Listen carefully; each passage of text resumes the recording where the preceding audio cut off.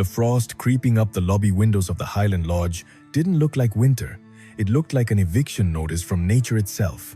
The heavy glass groaned under the mounting pressure of the wind, a deep, structural vibration that rattled the massive timber frames of the ceiling. I stood near the dead, cold stone of the fireplace, my heavy canvas jacket still damp from the trek across the ridge, watching the discrepancy in the room. Everyone else was huddled in thick down coats, murmuring in anxious, tight clusters about the closed highway and the dropping temperature. But one woman sat isolated at a corner table, her thin silk blouse entirely unsuited for the freezing drafts, her posture rigid as she hammered at the keys of her laptop. She was 36, maybe a few years older than me, with sharp, elegant features currently carved by intense stress. The harsh blue light from her screen cast a pale glow on her face, highlighting a small, frantic tremor in her jaw that she was trying to suppress. I recognized that specific kind of tension immediately. I saw it in rescue horses right before they bolted. Stevie Robinson, the hotel manager, stepped out of the back office holding a clipboard like it was a physical shield against the angry guests. The lobby went dead silent, save for the howling wind battering the eastern wall. "Folks," Stevie said, her voice strained and thin. "The main generator just blew a gasket. The east wing heating is dead, and the lines are frozen solid. The highway patrol just confirmed the pass is buried under 6 feet of snow. Nobody is leaving today, and half the rooms are currently dropping below freezing." A collective groan echoed through the space, but the woman at the corner table didn't look up, didn't flinch. She just typed faster. Stevie began the impossible task of reassigning the stranded guests, cramming shivering families into the few remaining insulated suites on the west side of the lodge. I waited my turn quietly, leaning my weight against the stone hearth. I only needed a floor to sleep on because the access bridge to my ranch, less than a mile up the mountain, had iced over an hour ago, trapping me here after delivering a load of winter feed. When the crowd finally thinned out, only I and the woman in the silk blouse remained in the lobby. Malakai, Stevie sighed, rubbing her temples, looking exhausted, and "Miss Lee, I have a problem." Renata Lee finally closed her laptop, though she kept one hand resting flat on the aluminum lid, as if afraid the machine might escape her grasp.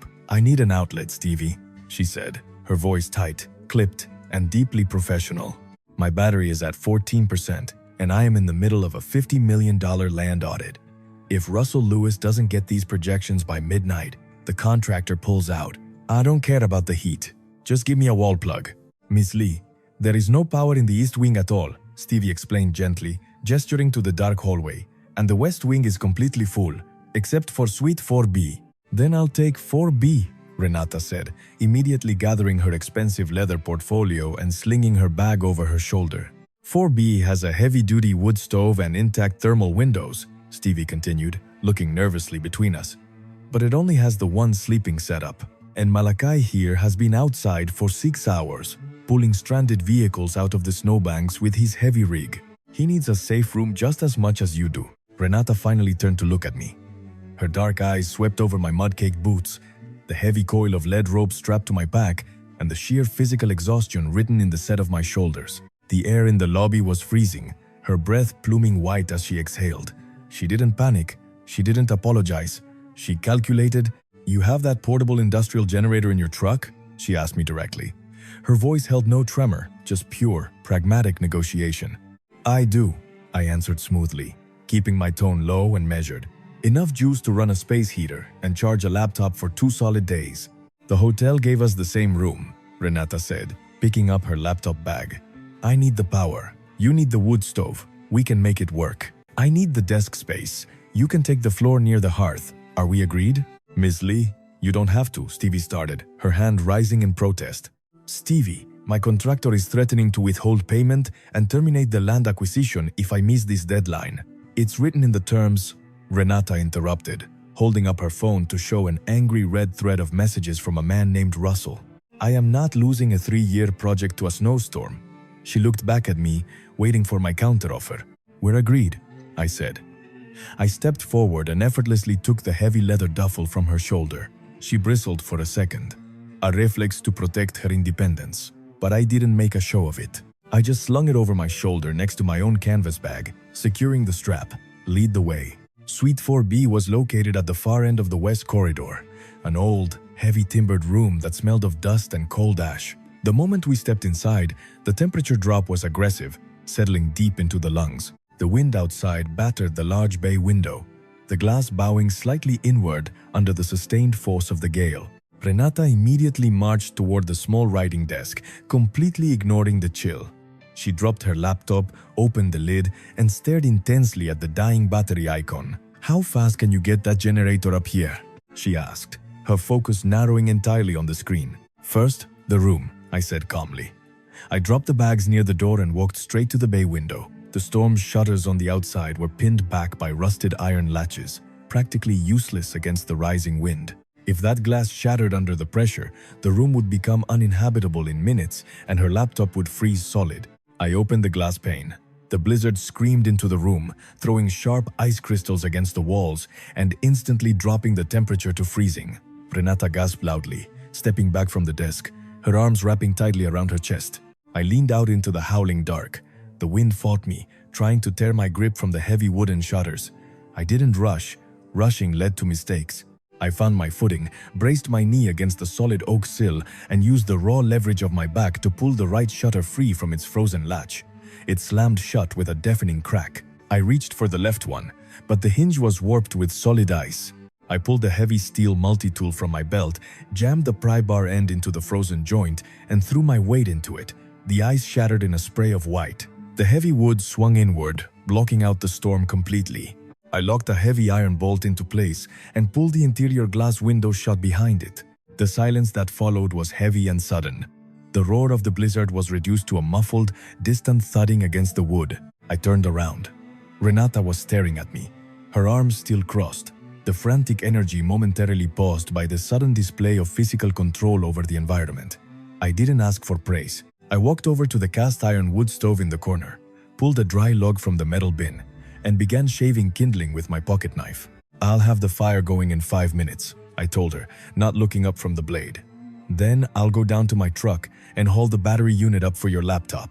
Don't waste your charge until I get back." She paused, clearing her throat to regain her authoritative tone. "Thank you. That was efficient." "I fix things, Miss Lee," I said softly, striking a match and watching the dry shavings catch fire. "It's what I do." By the time I returned with the heavy lithium power station from my rig, my muscles aching from the stairs, the wood stove was throwing off a steady, dry heat. Renata had dragged the heavy wooden desk closer to the fire, creating a makeshift command center. She immediately plugged her laptop into the power station, letting out a sharp, ragged exhale as the screen brightened. I unpacked my gear in silence. I laid out my heavy wool bedroll on the rug in front of the stove, establishing my boundary. I didn't encroach on her side of the room. I treated the space the way I would treat a new pasture with an unfamiliar, high-strung thoroughbred. Give her room, let her see where the fences are. For the next 2 hours, the only sounds in the room were the crackling of the cedar logs and the frantic, unending clatter of her typing. I sat on my bedroll, mending a frayed leather bridle I had brought up from the truck, my hands moving methodically over the oiled leather. I watched her out of the corner of my eye. She was a machine, running entirely on adrenaline and deep-seated anxiety. Every time her phone buzzed a harsh, vibrating demand against the wood of the desk, her shoulders hiked up an inch higher. I noticed the way she rubbed her left temple with 2 fingers whenever a new email arrived.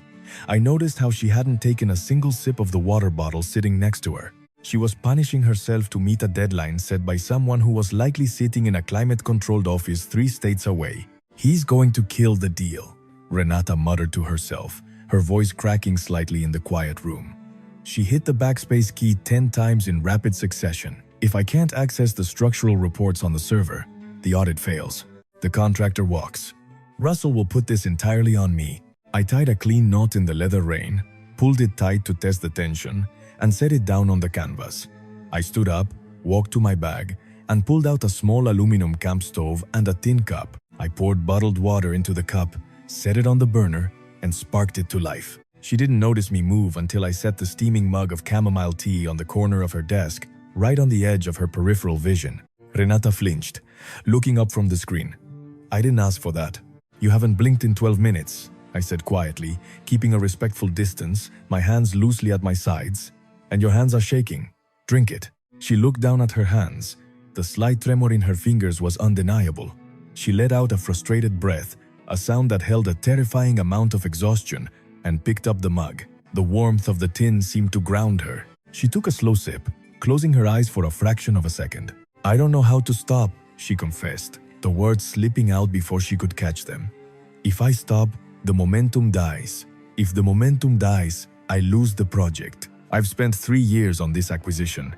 A horse will run itself to death if you don't teach it how to stand still," I said smoothly, leaning against the heavy timber pillar in the center of the room. "The work isn't going anywhere. The server is down because of the storm. Pushing the keys harder won't reconnect the signal." "You don't understand corporate logistics, Malakai," she said, though the bite in her voice was gone, replaced by bone-deep weariness. "Russell doesn't care about the weather. He cares about the contract." "Then let him care," I replied. "Right now, your perimeter is 4 walls and a wood stove. You can't control the snow, and you can't fix a server in a different zip code. Take a breath, Renata." It was the first time I used her first name. It hung in the air between us, quiet and steady. She looked at me, really looked at me, taking in my calm posture, the steady rhythm of my breathing. I wasn't judging her. I was just offering a solid surface to lean against. She slowly lowered the laptop lid. The room went dark, lit only by the orange glow of the fire. The next morning, the storm had escalated. The wind was a physical weight against the exterior walls, and the temperature had plummeted further. We established a quiet, compact domesticity. I woke up at dawn, fed the fire with fresh cedar, and made heavy cowboy coffee in a French press I kept in my gear. I left a mug on her nightstand before she woke, adjusting the room's sole-intact armchair closer to the heat source so she would have a warm place to sit when she started working again. Around 10 in the morning, the situation shifted from inconvenient to immediately dangerous. I was standing by the shuttered window, listening to the specific pitch of the wind, when my radio crackled on the desk. It was Boone, my foreman, transmitting from the main barn down the ridge. "Malakai, you read me?" Boone's voice was barely audible over the heavy static. "The roof on the old hotel stable is buckling. The snow load is too heavy. Stevie's got 2 draft horses in there that they use for the sleigh rides. They're panicking. I can't get across the access road to help her. The drifts are over the hood." I grabbed my heavy coat and my thick leather gloves. Renata stood up from her desk, her eyes wide. "What is it?" "The hotel stable is collapsing," I said, moving toward the door, checking the lock on my multi-tool. "Stay here. Keep the fire going." "I'm coming with you," she said, already reaching for her wool coat on the bed. "No, it's dangerous. I am a logistics director, Malakai," she said firmly, stepping directly into my path. "If you are pulling 2 massive animals out of a collapsing structure, you need someone to manage the doors, clear the path, and secure the holding area. You cannot do it alone. I am coming." I looked at the hard, determined set of her jaw. She wasn't asking for permission, and she wasn't a damsel waiting to be told what to do. She was offering competence. "Stay behind me," I agreed sharply, "and do exactly what I say." The walk from the hotel lobby to the adjacent stable was a nightmare of blinding white. The wind tore at our clothes, stealing the breath from our lungs. I kept my body positioned slightly ahead of hers, physically breaking the wind so she could walk in my slipstream. When we forced the stable doors open, the sound was terrifying. The massive wooden crossbeams above were groaning under the immense weight of the snow, splintering audibly at the joints. Inside, 2 massive Clydesdales were thrashing in their stalls, the whites of their eyes showing, their heavy hooves kicking the wooden slats to match wood. Stevie was standing near the entrance, frozen in absolute panic, holding a lead rope she was too afraid to use. "Stevie, get back to the hotel!" I yelled over the noise. I turned to Renata. "I need you to open the staging paddock doors at the far end of the breezeway. Lock them open so the wind doesn't slam them. Do not step inside the stalls. Do you understand?" Renata nodded once, her face pale but intensely focused. She ran down the center aisle, her boots slipping slightly on the frozen hay, and unlatched the heavy double doors at the far end, securing them with heavy iron hooks against the wall. I approached the first stall. The Clydesdale reared, a 2,000-pound wall of muscle and terror. I didn't yell. I didn't move fast. I dropped my center of gravity, keeping my bare hands visible, and used a low, vibrating vocal tone, a sound that resonated deep in the chest, something my grandfather taught me. "Easy, big man," I rumbled, stepping directly into the stall. The horse lunged, but I held my ground, reading the angle of his heavy shoulders. As his head came down, I snapped the lead rope onto his halter with one fluid, practice motion. I didn't pull. I became the anchor. The horse fought for a moment, then recognized the immovable competence at the end of the line. He settled, snorting heavily, his massive sides heaving. "Renata, clear!" I shouted. "Clear!" She echoed from the far doors, her stance wide and ready. I guided the first horse down the aisle and out into the secure staging paddock. I handed the lead to Renata. "Hold him here. Keep his head down." She took the heavy rope. The massive animal towered over her, but she didn't flinch. She kept her grip firm, offering the horse the same steady, unwavering authority she used in boardrooms. I ran back inside for the second horse. The main beam cracked like a rifle shot just as I clipped the halter. Dust and snow showered down from the ceiling, blinding me for a second. I threw my weight against the horse's shoulder, physically shoving him out of the stall just as the roof section above us caved in. We bolted down the aisle, the crash of timber and ice deafening behind us. We cleared the doors just in time. Renata slammed the heavy wooden gates shut behind us, dropping the thick iron bar into place, sealing the horses safely in the reinforced staging area away from the collapsed structure. We stood in the snow, breathing hard, the wind whipping around us. My radio cracked through the noise. It was Boone. "Malakai. I made it across the lower ridge. I see you've got them in the paddock. I'll take over feeding and monitor their stress levels from the lower barn. Good work." I pressed the transmit button. "Copy that, Boone. They're secure."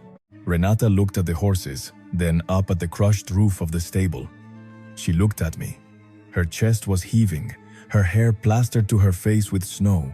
I stepped closer, checking her for injury. I reached out, brushing a heavy clump of snow from the shoulder of her coat. My hand lingered for a fraction of a second on the thick wool, feeling the steady, racing thud of her heart beneath it. I wanted to wrap my arms around her and shield her from the freezing air, but I kept my hands disciplined. I let my arm drop. "You did good," I told her, my voice low, barely carrying over the wind. "You knew exactly what to do," she breathed, staring at me with a new kind of intensity. Not the frantic energy of a corporate auditor, but the profound respect of someone who had just witnessed pure, applied mastery. "You didn't even hesitate." "Let's get inside," I said, turning my back to the wind. By the time we made it back to Suite 4B, the adrenaline crash hit hard. Renata stripped off her wet coat and sat heavily in the armchair, her hands shaking worse than before. I built the fire up until the iron stove radiated an intense, dry heat, warming the frozen room. Then her phone chimed. The satellite internet had briefly reconnected. Renata picked it up. I watched the color drain from her face entirely. She dropped the phone onto the desk. It landed with a dull, heavy clatter. "He did it," she whispered, her voice hollow. I stood up from the fire. "What happened?" "Russell," she said, staring blankly at the timber wall.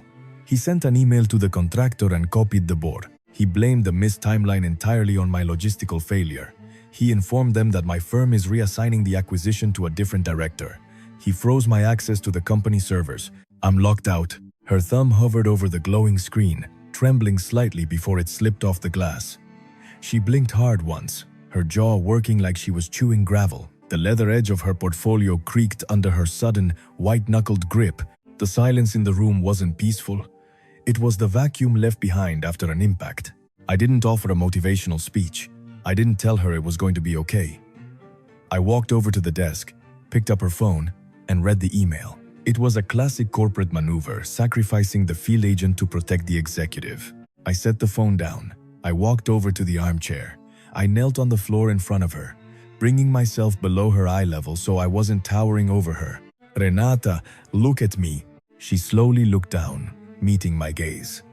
Her eyes were bright with unshed tears, the sheer unfairness of it all breaking her carefully constructed walls. I placed one hand gently over her shaking fingers where they rested on her knee. Just a steady, grounding pressure. "He took my project, Malakai," she choked out. 3 years of my life. "He took your access," I corrected smoothly, my voice a low, calming rumble. "He didn't take your brain, and he didn't take your data." She blinked, confused, wiping a stray tear from her cheek. "What data? I'm locked out of the server." I stood up, walked to her desk, and picked up her heavy leather portfolio.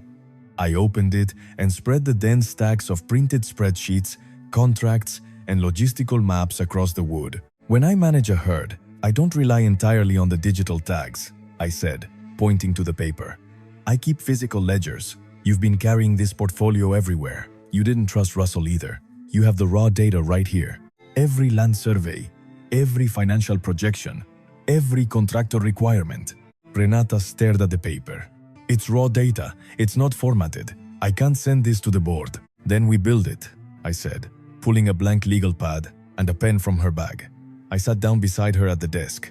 I know land acquisition. I run 1,000 acres of commercial ranching property. I know water rights, zoning laws, and contractor leverages. You know the numbers. We map a step-by-step plan. You don't beg Russell for your job back. You bypass him. You go directly to the contractor with a superior, fully realized proposal that proves Russell is a liability and you are the asset. I uncapped the pen and drew a harsh, dark line down the center of the legal pad. I wrote, the problem on one side and the fix on the other. I'm not going to do it for you, I said, looking her directly in the eyes. Because you don't need to be rescued. But I am going to sit right here, and I'm going to help you organize the war. Renata looked at the legal pad. She looked at the spreadsheets. Then, she looked at me. The panic in her eyes slowly receded, replaced by a sharp, calculating fire. She picked up a yellow highlighter. The water rights in Sector 4 are contested, she said, her voice steadying. If we leverage the local zoning ordinance, for the next 8 hours, we didn't stop. She cross-referenced the digital backups on her local drive while I marked the physical ledger with a red pen, highlighting the agricultural clauses she needed. I stacked the revised timeline sheets as she finished them, building a physical paper trail that was airtight. When she got stuck on a rural zoning law, I explained the agricultural loopholes. When I didn't understand a corporate tax structure, she broke it down with ruthless efficiency. We were a machine. We were shieldmates. I anticipated her needs before she voiced them. When her water glass was empty, I refilled it without breaking my sentence. When the room grew cold, I quietly stood and stoked the fire, ensuring she never had to break her concentration. By nightfall, the legal pad was full.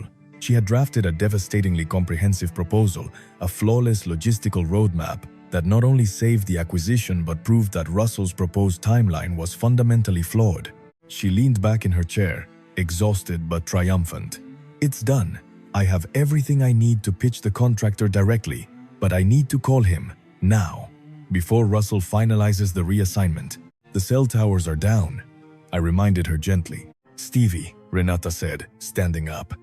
Stevie has a hardline satellite phone in the manager's office for emergencies. We left the room and navigated the dark, freezing hallways of the hotel down to the lobby. The storm was finally breaking outside, the wind dying down to a low whistle. Stevie was asleep behind the front desk, wrapped in blankets. I woke her gently and asked for the emergency sat phone. Stevie hesitated, citing hotel policy, but I just looked at her. Stevie, we saved the horses. Let her use the phone. Stevie handed it over. Renata stood in the center of the dark lobby, the heavy satellite phone pressed to her ear. I stood 10 feet away, keeping my hands in my pockets, watching her. I wasn't protecting her anymore. I was just witnessing her power. The contractor answered. Renata didn't hesitate. She didn't apologize. Mr. Vance, this is Renata Lee. I am calling to inform you that the projections sent to you by Russell Lewis today are structurally unsound. He failed to account for the winter zoning freeze on Sector 4. If you sign his timeline, you will lose $2 million in delay penalties. I could hear the man's voice barking through the receiver. Renata held her ground. I have the revised, accurate timeline.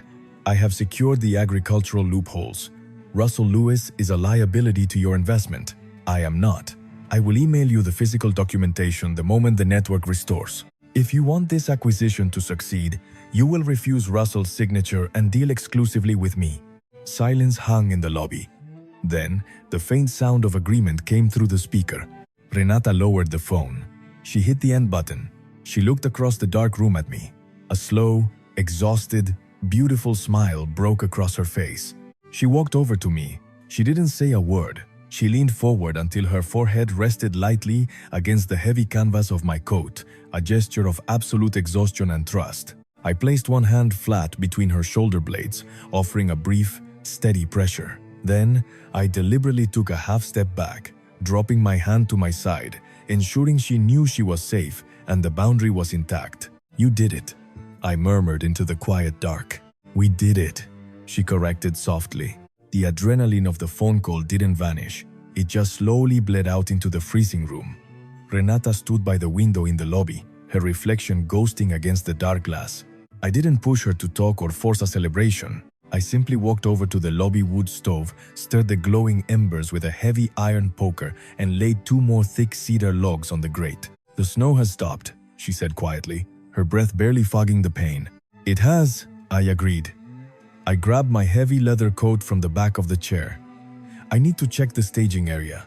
The Clydesdales will be stiff from the cold, and I want to make sure they didn't injure their tendons kicking the stalls before we pulled them out." She turned, already reaching for her own wool coat. "I'll hold the flashlight." I wanted to tell her to stay by the fire, to rest now that her corporate war was momentarily paused. But I knew better. A working mind doesn't just switch off, it needs to be geared down slowly. "Keep your gloves on," I told her, handing her a heavy brass maglite from my pack. "The metal gate will freeze to your skin if you touch it barehanded." The walk back to the hotel stable was different this time. The screaming wind was dead, replaced by a profound, echoing silence. The snow was knee-deep and pristine, reflecting the faint ambient light of the hotel's emergency generators. I broke the trail, my heavy boots crushing a clear path for her smaller steps. Inside the staging paddock, the 2 massive horses were huddled together for warmth. I moved in slow, deliberate steps, running my bare hands down the thick, coarse hair of their front legs, feeling for heat or swelling around the joints. Renata stood at the fence line, holding the heavy beam of the flashlight steady, never letting it waver or shine in the animal's eyes. She was a quick study, respecting the animal's space instinctively. "They're sound," I murmured, patting the massive neck of the lead gelding. "No swelling, just spooked and cold." I walked back to the fence line where she stood. She was shivering slightly, but her eyes were completely focused, taking in the quiet rhythm of the animals. I didn't think, I just reacted. I unbuttoned the top of my coat, pulled the heavy wool scarf from my neck, still carrying my body heat, and wrapped it gently around hers. I didn't let my hands linger on her shoulders. I tucked the ends of the scarf securely, keeping the boundary firm. She looked up at me, the golden light of the maglite casting long shadows across her face. "You never stop working, do you, Malakai?" "Some things," I said, my voice dropping a fraction, "are worth the overtime." She didn't look away. The silence stretched, heavy with everything we weren't saying. I almost reached out to tuck a stray, wind-blown strand of hair behind her ear. I could feel the impulse right at my fingertips.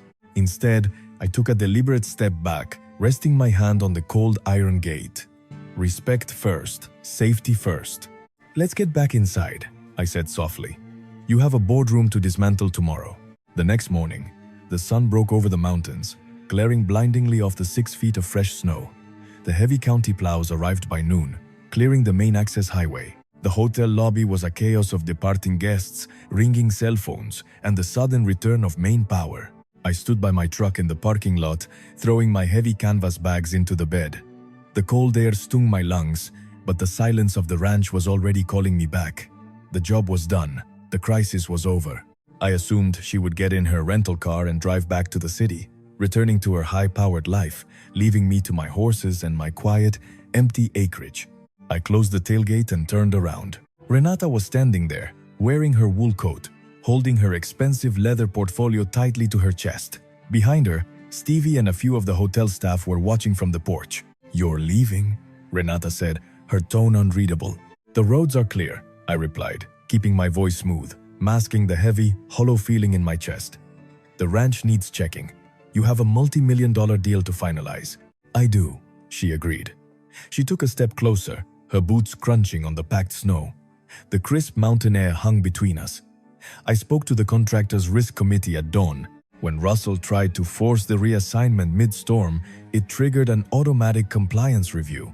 They refused to accept a new lead without a paper trail. "And Russell?" I asked. The board issued a temporary access hold on his accounts pending a full audit. Renata continued, her dark eyes locking onto mine. She didn't look away, she didn't waver, and the contractor officially requested I remain the lead director on the acquisition. It's going to take another 8 months of on-site oversight. It requires a local base of operations, a staging area. She reached into her coat pocket and pulled out a heavy, brass key with a wooden tag. It was the key to Suite 4B. She held it out. I just signed a 6-month lease on the suite with Stevie, Renata stated, her voice carrying clearly across the icy parking lot, loud enough for Stevie to hear and smile. I'm not going back to the city. I'm staying here. I need a place to work. And occasionally, I might need someone to remind me to stop. She wasn't asking to be saved. She was making a logistical choice, a public declaration of her boundary and her desire. She was choosing the mountain. She was choosing me. I looked at the key. I looked at the woman who had fought a blizzard and a boardroom and won both. I didn't make a speech. I didn't offer a poetic declaration. I took the key from her hand, my fingers brushing the warm skin of her palm. I make coffee at dawn, I told her, slipping the key into my jacket pocket. I expect you to drink it while it's hot. Renata smiled, the tension completely gone from her shoulders. It's on my schedule. I learned that resilience isn't about enduring unfairness until you break. It's about building a solid foundation from the wreckage. Real love is the quiet, steady consistency of someone who helps you carry the weight when the storm hits. Please like and subscribe so we can share more stories like this.